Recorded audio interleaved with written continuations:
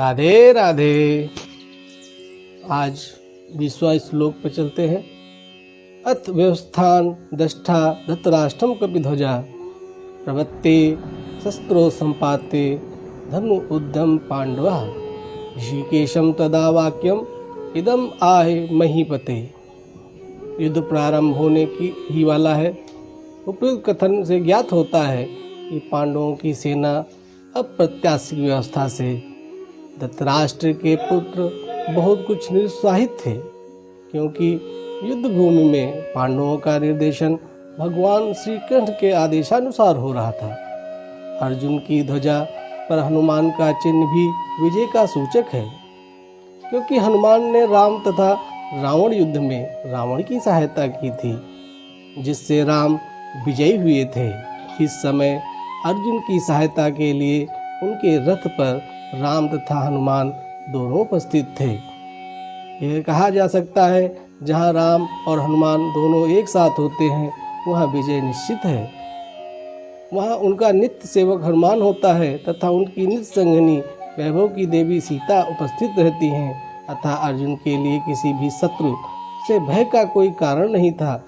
इससे भी अधिक इंद्रियों के स्वामी भगवान कृष्ण निर्देशन देने के लिए साक्षात उपस्थित हैं। तो इस श्लोक से हमें ये पता चलता है, भगवान कहते हैं कि जहाँ पर मैं स्वयं होता हूँ वह हमारे सेवक वीर हनुमान हैं। ऐसी जगह पे निश्चित ही विजय प्राप्त होनी है। ये सब सोचकर दुर्योधन परेशान है। वो विद्वान है, उसे ज्ञात है कि ये सब धर्म की ओर हैं, और फिर जिधर भगवान है उधर विजय तो निश्चित ही है। उभयो मध्ये रथम स्थापय में अच्युत भावत एतान निरक्षे अहम योद्धा कमान अविस्थान। कही माया यह सह योद्धाम उद्यत रण समुद्र में। यद्यप श्री कृष्ण साक्षात श्री भगवान है, किंतु वे अहेतुकी कृपावश अपने मित्र की सेवा में लगे हुए थे। वे अपने भक्तों पर स्नेह दिखाने में कभी नहीं चूकते। इसलिए अर्जुन ने उन्हें अच्युत कहा। सारथी रूप में उन्होंने अर्जुन की आज्ञा का पालन करना था और उन्होंने इसमें कोई संकोच नहीं किया, अतः उन्हें अच्युत कहकर संबोधित किया जाता है। यद्यपि उन्होंने अपने भक्त का सारथी पद स्वीकार किया तथा इसके उनकी परम स्थिति अक्षुण्ण बनी रही। प्रत्येक परिस्थिति में वे इंद्रियों के स्वामी श्री भगवत ऋषिकेश हैं। भगवान तथा उनके सेवक का संबंध अत्यंत मधुर एवं दिव्य होता है। सेवक स्वामी की सेवा करने के लिए सदैव उद्यत रहता है और भगवान भी भक्त की कुछ न कुछ सेवा करने की कोशिश में रहते हैं। जैसा कि आपने देखा कि इस श्लोक में अर्जुन ने भगवान को अच्युत कहा। अच्युत माने होता है सेवक। भगवान ऐसे करुणामयी हैं जो अपने भक्त के लिए सेवक भी बन सकते हैं। अच्युत एक सेवक के रूप में संबोधित किया जाता है।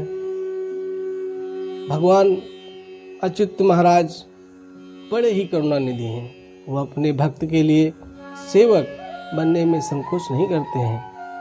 जैसा कि आपको सबको पता है, जब सारथी होता है वह अपने मालिक के पैरों के नीचे बैठता है और उसके इशारों के अनुसार रथ को हाँकता है। यहाँ पर 18 दिन तक, सुबह से लेकर शाम तक भगवान ने अर्जुन के एक एक संदेशों को, एक एक इशारों को सर आँखों पे लेकर उनके अच्युत के रूप में अपना कार्यवाहन किया और उनकी सेवा की। ऐसे करुणामयी हमारे कृष्ण हैं। अब हम श्लोक 22 पे चलेंगे। वे इसमें विशेष आनंद का अनुभव करते हैं कि वे स्वयं आज्ञादाता न बने, अपितु उनके शुद्ध भक्त उन्हें आज्ञा दें। चूँकि वे स्वामी हैं अतः सभी लोग उनके आज्ञा पालक हैं। और उनके ऊपर उनको आज्ञा देने वाला कोई नहीं है। किंतु जब वे देखते हैं कि उनका शुद्ध भक्त आज्ञा दे रहा है तो उन्हें दिव्य आनंद मिलता है, यद्यपि वे समस्त परिस्थितियों में अच्युत रहने वाले हैं। इस प्रकार हमारे भगवान बहुत ही करुणा निधान है। भगवान का शुद्ध भक्त होने के कारण अर्जुन को अपने बंधु बांधवों से युद्ध करने की तनिक भी इच्छा न थी, किंतु दुर्योधन द्वारा शांतिपूर्ण समझौता न करके हठ धर्मिता पर उतारू होने के कारण उसे युद्ध भूमि में आना पड़ा। अतः वह यह जानने के लिए अत्यंत उत्सुक था युद्ध भूमि में कौन कौन से अग्रणी व्यक्ति उपस्थित हैं। यद्यपि युद्ध भूमि में शांत प्रयासों का कोई प्रश्न नहीं उठता, परंतु वह इन सब चीज़ों से चिंतित था, इसलिए उसने ऐसा कृष्ण से कहा। श्लोक 23। योत्सान मनानान अवेच्छे अहम ये एते अत्र समागतः तत्राटस्य दुर्बुद्धे युद्धे प्रिय चिकीर परवाह। यहाँ पर यह संवाद आता है कि दुर्योधन अपने पिता धृतराष्ट्र की साठगांठ से पापपूर्ण योजनाओं बनाकर पांडवों के राज्य को हड़पना चाहता था। अतः जिन समस्त लोगों ने दुर्योधन का पक्ष ग्रहण किया वे उसी के समानान अधर्मी रहे होंगे।